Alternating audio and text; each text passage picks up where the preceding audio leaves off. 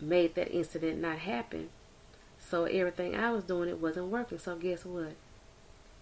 Father God, in the name of Jesus, I had to detach myself from the situation, from the outcome, and give it to God and let God handle it. And so then I got a phone call one day. Did you know they was letting your son out today? But see, God will work it if you allow him to work the process. Then sometimes, depending on the situation, you're going to have to offer your personal forgiveness. And sometimes you may even have guilt that don't even belong to you. That forgiveness just might make you feel better. Because I know with my son, he have guilt, but I try to tell him there's no need for him to have that guilt.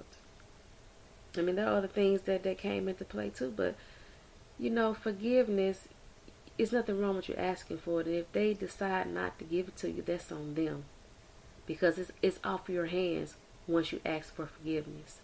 Because just like they got to forgive you, just like Christ forgave them too, because they got to answer to the same God you do. So don't be dismayed by that. And you already know what forgiveness looked like, because Christ gave that example. If any time you get lost or shaded or whatever, always look to him, because he gave the example when he walked this earth.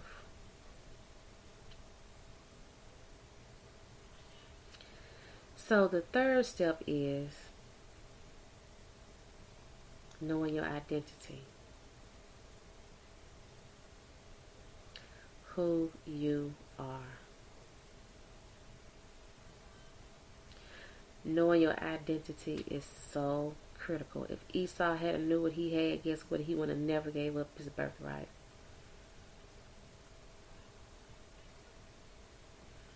And if you truly understand and knew your identity, you wouldn't give yours up either.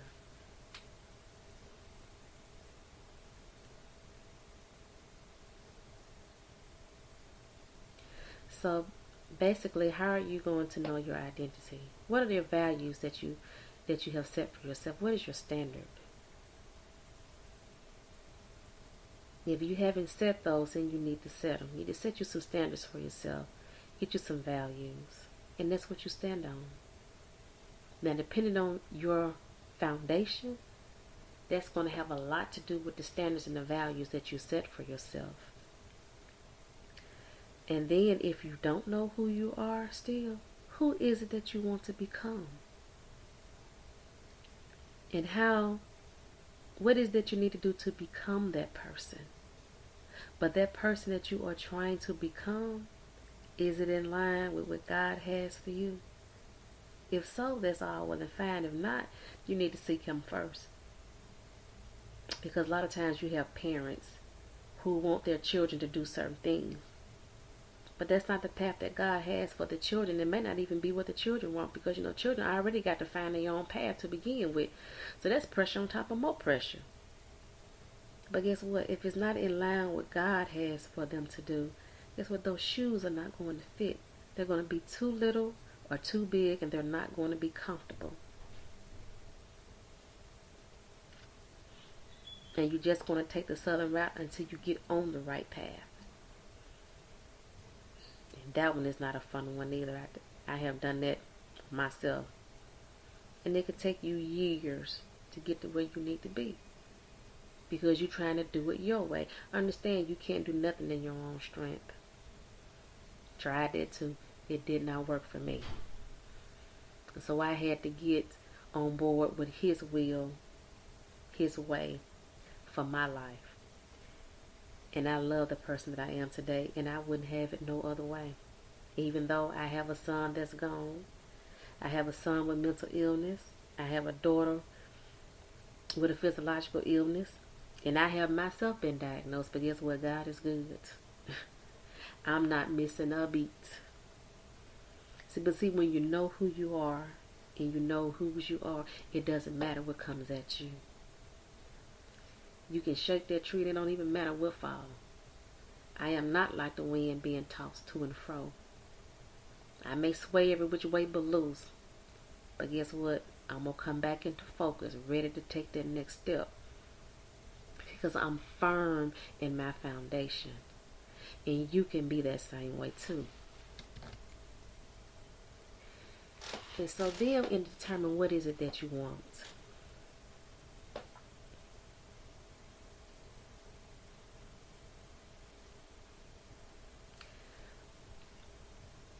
Henry Maslow discovered 4 basic survival needs that every human being possesses.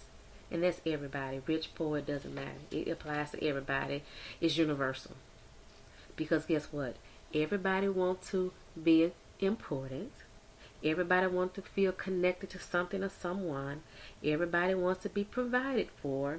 And everybody wants to have a little spice in their life every now and then to keep from getting bored. So these are the 4 basic human needs. And most of the time, what it is that you want in life is going to be what's missing. And a lot of the time, what's missing is going to be the needs that you are not meeting. It's pretty much going to be in alignment with those needs that you are not meeting.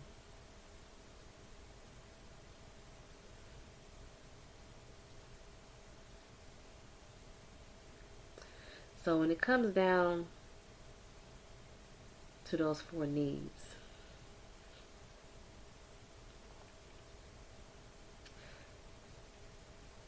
think about when you're hungry. You're going to feed yourself one way or the other. And in the wintertime, you're going to find some shelter, some kind of way to get out of that cold. That's why they are called survival needs. Now, what is preventing you from meeting those needs is going to come down to pretty much 2 things. Your disempowering state of mind and your external circumstances. Now, your disempowering state of mind is composed of 3 parts. Your physiology, your language, and your focus and beliefs.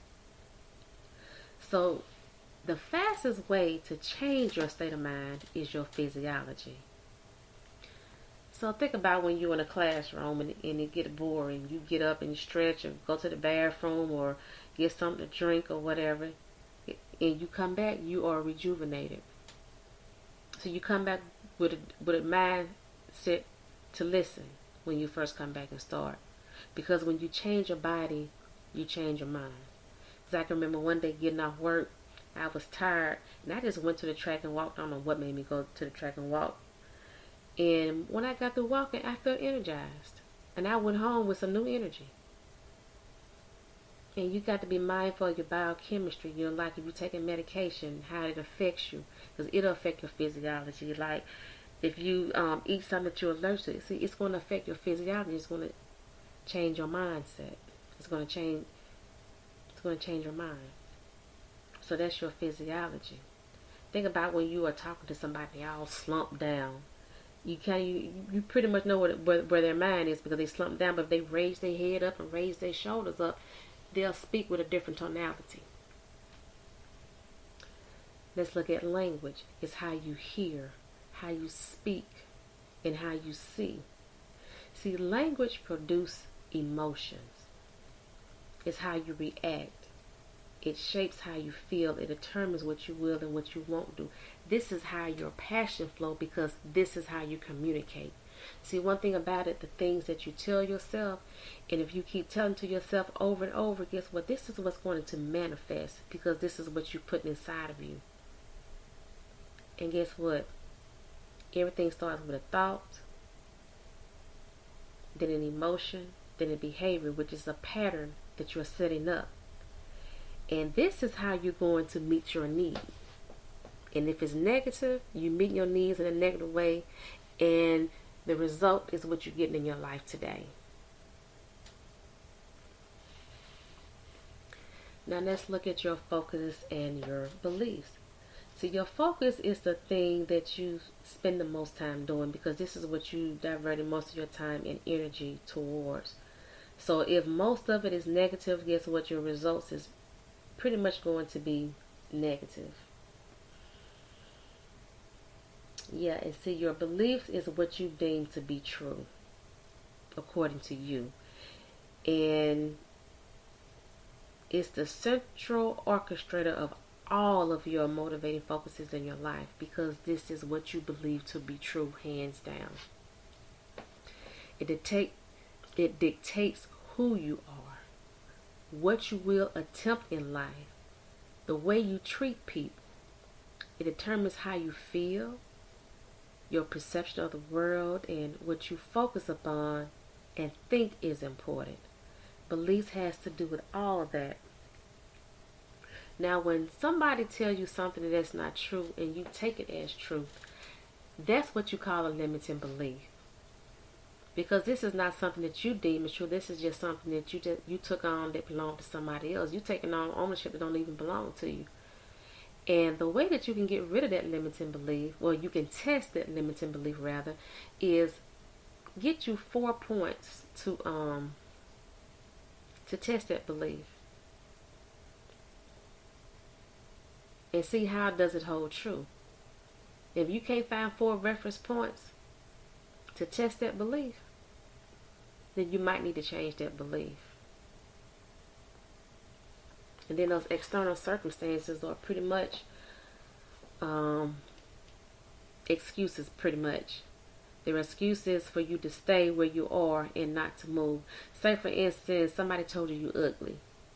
And you look in the mirror and you tell yourself, I'm ugly, because somebody told you you was ugly. You taking on what somebody else say. But that's not how you feel inside. But because this is what you keep telling yourself, now you feel this way. You feel ugly inside. But see, that's something that can be changeable. All you got to do is tell yourself, I'm pretty, I look good. And that's what you feel in your heart, and you can change that. But that is up to you to do that. And there's one thing that I left out that I forgot when you were talking about what it is that you want. When you decide what it is that you want, you got to look at why you want that. And that why has got to be so powerful, because no matter what happens in your life, guess what? You got to achieve this goal. Because what? Because you understand the hell side of it, and you understand the heaven side of it. Now, the hell side of it, man, if I don't hit this goal, this is what's going to happen. And I can't have that to happen. So guess what? Under no circumstances would I'm going to let this hell side happen. Because I want this heaven side. So that's why I got to be so strong. And you got to also to have 4 points to support that why. Because it's going to have to be a driving force for you.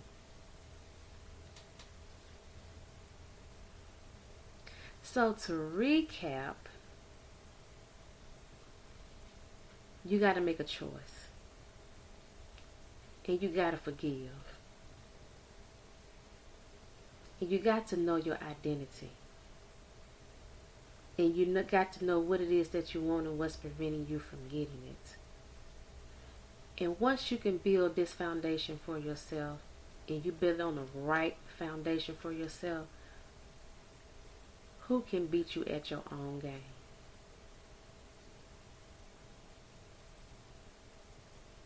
Your life is just that important. You matter. Your life matter. It is important, and it is very relevant.